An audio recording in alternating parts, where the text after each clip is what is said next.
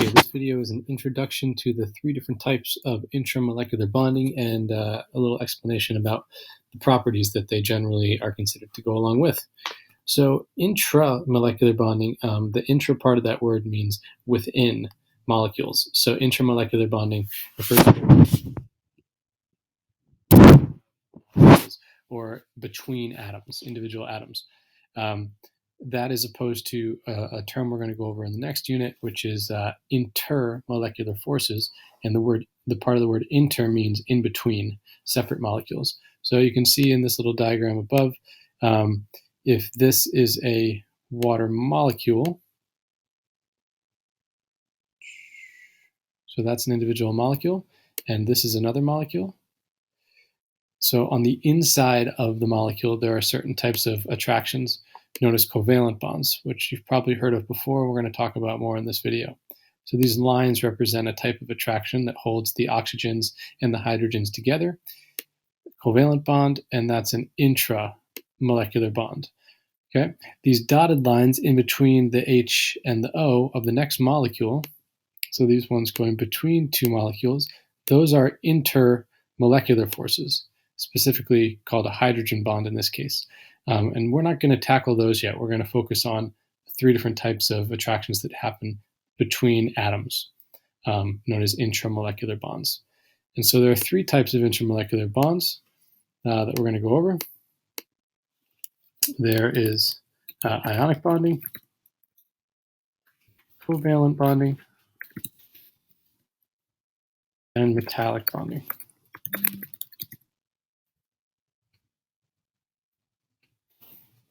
Okay, so before we get into more about each of those types of bondings, we're going to talk about the types of physical properties that you are supposed to be aware of and that you'll explain and talk about when you're talking about bonding on IB questions. So one of the first properties that we'll get looked at is electrical conductivity. So the ability to conduct an electric current through the substance. And so you're going to look at the conductivity of pure substances, but also of mixtures, solutions.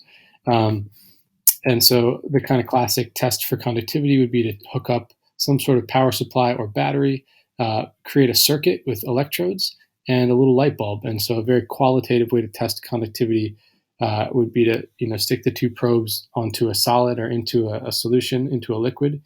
And if the light bulb lights up, that means that substance is allowing electric current to pass. And if it doesn't light up, then that would imply that it cannot conduct electricity, and so it's some sort of an insulator. Conductivity is sort of the opposite of resistance for those physics people. It's like the inverse of resistance. So the greater the resistance, the less something conducts electricity.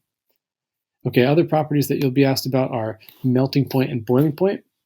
And we got our man Olaf over here who's melting, and we've got this pot of water that is boiling. So melting point is the temp at which a substance goes from solid to liquid, and boiling point is the temp at which a substance goes from liquid to gas. This one is, there's a little bit extra detail that depends on the pressure. The atmospheric pressure, but that's the way to think about them. This is also, for melting point, the substance, it's also the freezing point. Sometimes people mix that up, but it's actually the exact same temperature as the freezing point. Okay? In general, for melting point and boiling point, you're thinking that stronger attractions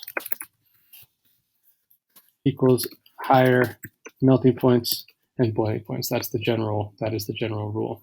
For conductivity, in order for something to conduct, you need to have movable, or we'll say free moving / delocalized is a more fancy term for that, free moving charges. And there's going to be 2 different types of charges that can be free moving or delocalized in our substances under certain conditions.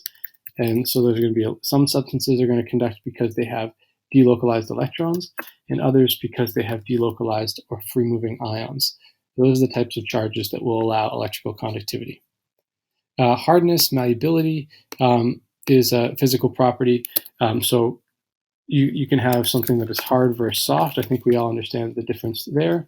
But we can also have substances that are brittle, which means they will break rather than bend. And we can have substances that are malleable, which means they can be bent into shapes. There's other terms that go along with malleable. You don't really have to know them for the IB. Sometimes they get used like ductile.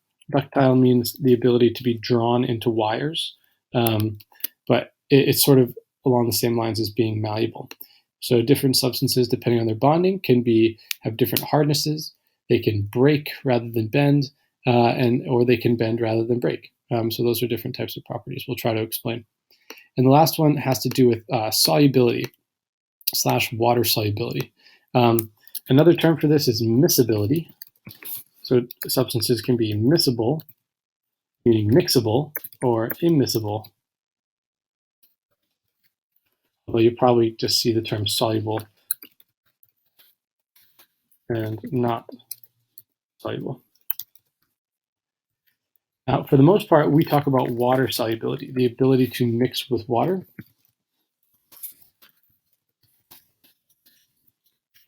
And some substances mix with water 100%, and some don't mix at all, and some mix a little bit. The picture on the right is of oil and water, which they are completely insoluble, so not soluble or insoluble. The terms used. They're completely insoluble with each other. They do not mix because of the types of bondings and attractions that they have. Other substances can mix with water 100%. We also have substances that are fat soluble or soluble in non-polar substances. We're going to talk about those a lot less. The main focus of the IB syllabus is on solutions that are made out of water, so things that are water soluble. But there are also, water is not the only solvent, and so there are also, you could talk about things as fat soluble. When we talk about solutions, we're going to use terms like solute, solvent, solution, concentration. Those are all different things that we'll mention when we're talking about solutions. And I think I've covered it. So, the last thing I was going to say here is that there's an expression like dissolves like. And we'll see that as we go through the different topics, that depending on the type of attractions, things with similar types of attractions tend to mix, whereas things that have different types of attractions tend not to mix. Okay, as a major overview table, just to sort of summarize properties, ionic compounds do not conduct when solid. They conduct when liquid and aqueous. And let's just go ahead and make the font really tiny here so we can fit it all in. Okay. So ionic compounds do not conduct when solid, but they do conduct when liquid or aqueous. Covalent substances generally are considered as they do not conduct, but there is an exception to that rule, and that is that graphite and graphene, which we'll talk about later, do conduct electricity. So these are exceptions to the rules. And metals and their alloys, mixtures of metals, always conduct. They conduct when liquid and they conduct when solid. In terms of melting point, boiling point, ionic compounds generally have very high melting points and very high boiling points. Covalent substances, there's a huge range because covalent substances have a gigantic amount of variety, and you can have very tiny little small molecules when you have covalent compounds, but you can also have giant macromolecular structures like diamonds. And so there's a huge range of melting points. But you can kind of categorize them that things that are molecular molecules are relatively low in terms of these types of boiling points and melting points, whereas the macromolecular structures that are covalent are very high in their melting points. And in terms of metals, there's a range as well. There's one metal, mercury, that actually exists as a liquid at room temperature. All the rest are solids, but some of them can melt at body temperature. Many melt at a very high temperature. So there's a range here as well, but usually lower than ionic compounds, comparable sort of ionic compounds. See how that works for you. Okay, continuing on. In terms of hardness, ionic compounds are hard but brittle, meaning that they break under excessive force.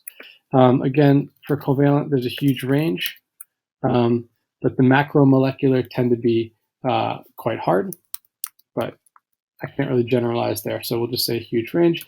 And the key idea with metals is that they are malleable, that they can be shaped. And then in terms of solubility, ionic compounds are usually very water soluble. Again, with covalent, we're going to have a huge range from completely soluble to not soluble at all.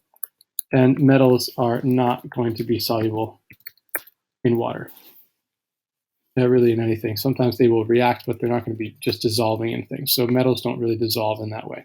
But ionic compounds are water soluble. Okay, so to try to explain some of those properties, with ionic compounds, the general thinking or theory is that ionic compounds exist in a structural format known as a crystal lattice. Okay, so if you look at these pictures to the left and right of the words crystal lattice, you'll see sort of an idea of what I mean. You have these alternating positive and negatively charged ions. The positives and negatives stick together, and that structure of the alternating ions is known as a crystal lattice.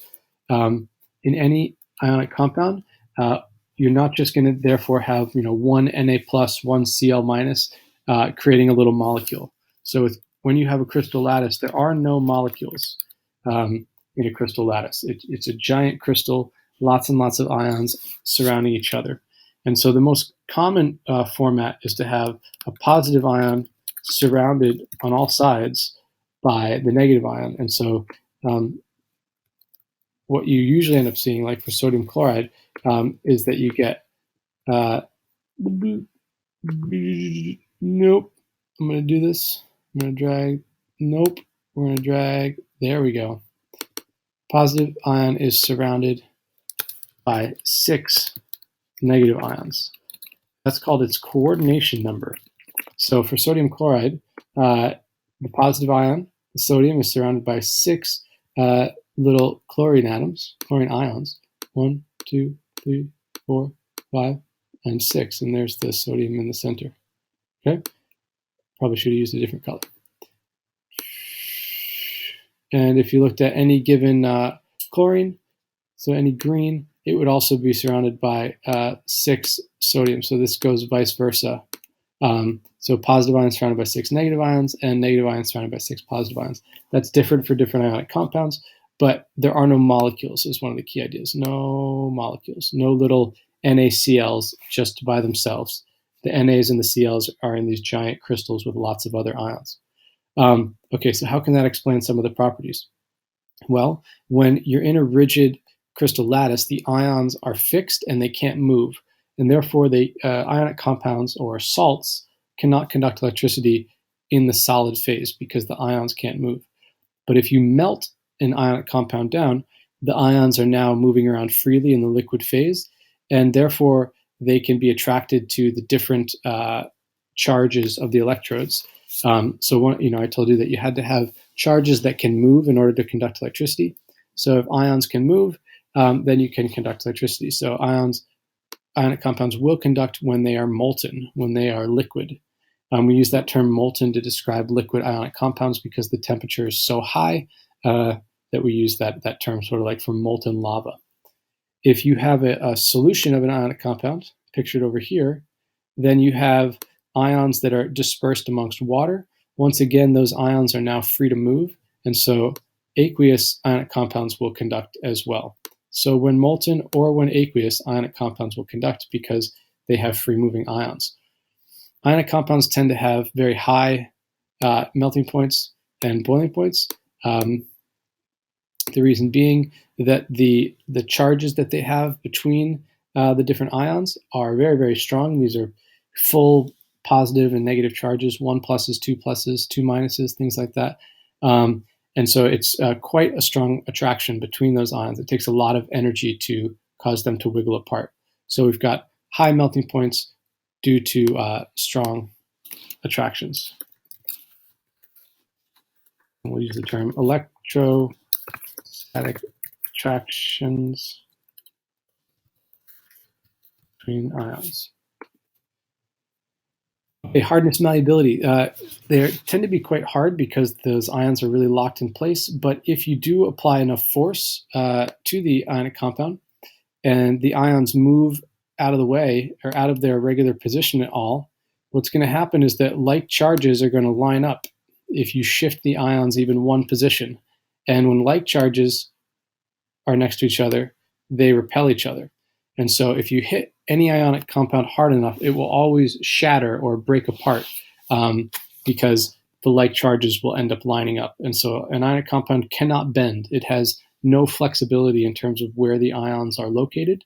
The ions sort of attract in all directions, meaning, and so sometimes they describe that as a non-directional bond. It doesn't just have one direction in which it attracts, so it's a non-directional bond. However, there are highly specific locations of each ion. Any shift causes like charges to repel apart. And lastly, ionic compounds tend to be soluble in water. And they're usually soluble in water because water molecules are what we call polar, which means they have little positives and little negative charges on their ends. And so the polar water molecules, or the partial charges of the polar water molecules, attract the charged ions and pull them out of the crystal lattice. Some ionic compounds cannot be dissolved by water, but the norm is that they can be dissolved by water. And it's because they both have these charges. So ions have full charges and water molecules have these little partial charges. And we'll get more into the partial charges about water in our next unit on covalent bonding. So covalent bonding, you've got a huge variety basically for all these things. So I can't summarize too much other than to say there's really two categories of covalent substances. There are those that are molecular, made of tiny molecules, and those that are macromolecular, made of these giant structures where there aren't any molecules, a little bit more like an ionic crystal in that way. And so they tend to have very different properties depending on if they fall into the molecular camp versus the macro or the giant covalent, macromolecular, giant covalent substances. So there's going to be like two major categories.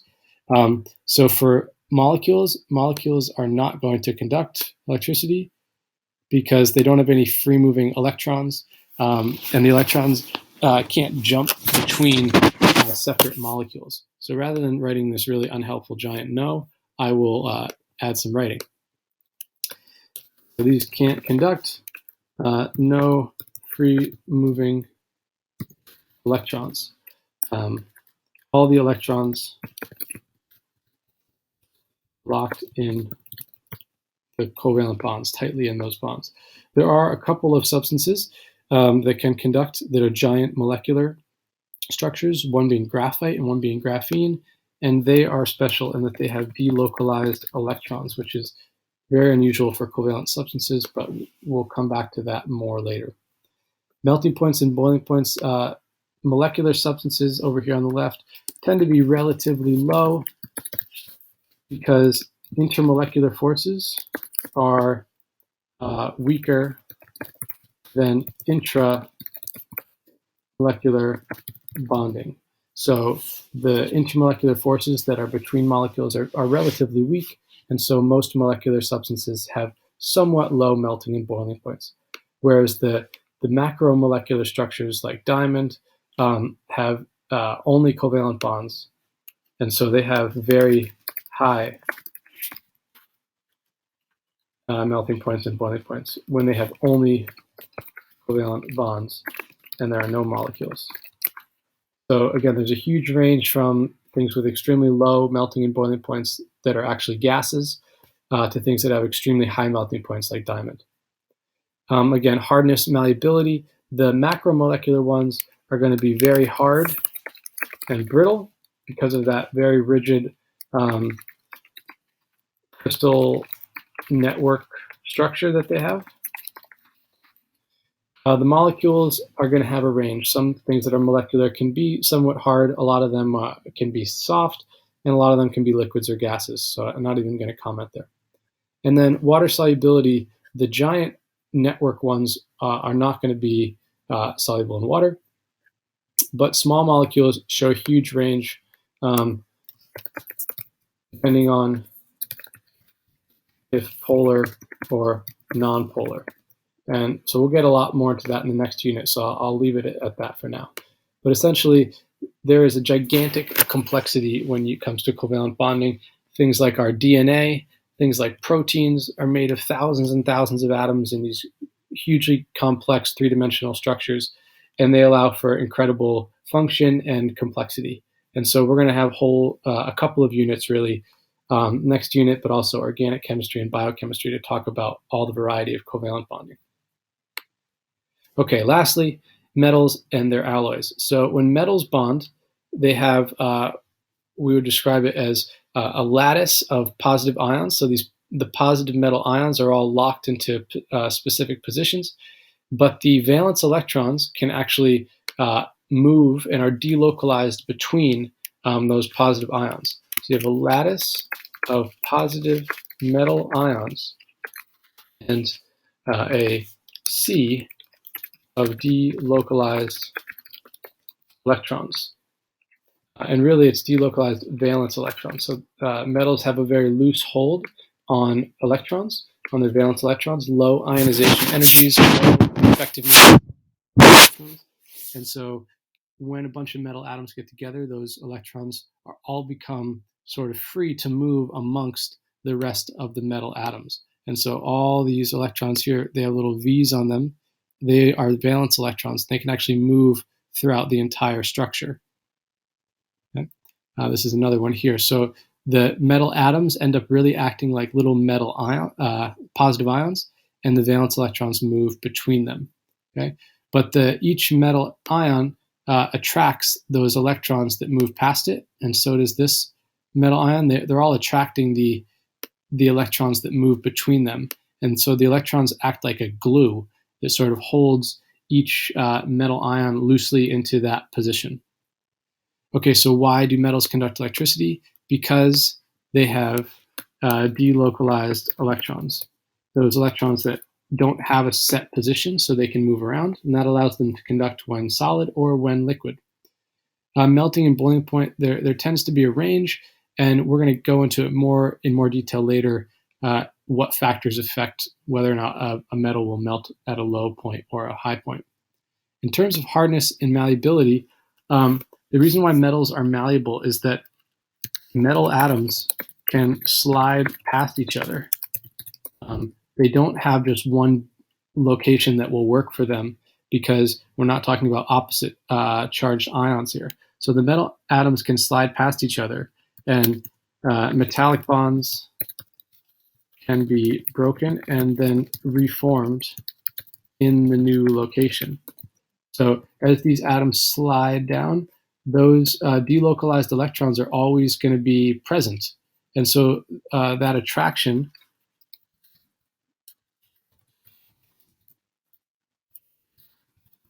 from the delocalized electrons remains even as metal ions move. And so it's this amazingly cool property of metals that we can slide them around, and yet they still stay attracted to one another. And so that's what shaping is. That's what making these metals be malleable is. When you push them around, the atoms can move, but yet they stay bonded to one another. And the metals are just not soluble. The way that this sea of delocalized electrons works, they can't generally be pulled apart by water. So we'll just leave it at that. You wouldn't have to explain it. And that was a very long video as an introduction to the three different types of bonding and their properties, but I hope it was informative.